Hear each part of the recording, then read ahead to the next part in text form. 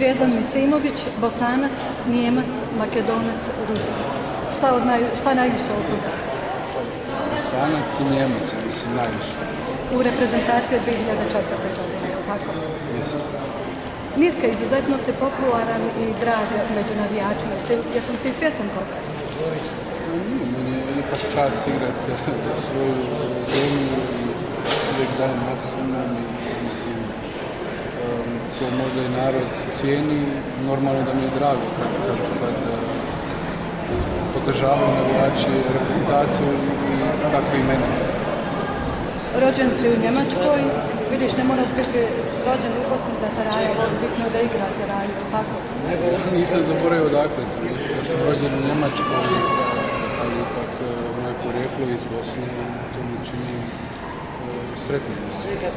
Čuli smo da si bio sretan da ponovo igraš u Americi, reci mi u odnosu na prošlogodišnje iskustvo iz Atlante, šta očekuješ od Chicaga? Dobro, bilo je jako lijepo iskustvo u Atlanti protiv Meksika, sad bilo je dosta naših navijača,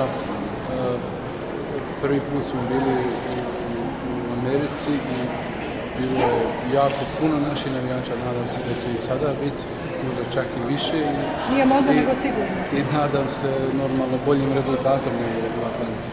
Nosit ćeš kapitensku traku u četvrtak, kako se osjećaš? Šta to znači?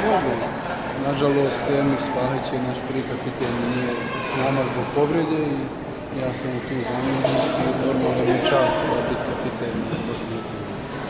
Da li si još uvijek igrač u reprezentaciji s najviše nastupa u reprezentaciji? Ja mislim da jesam.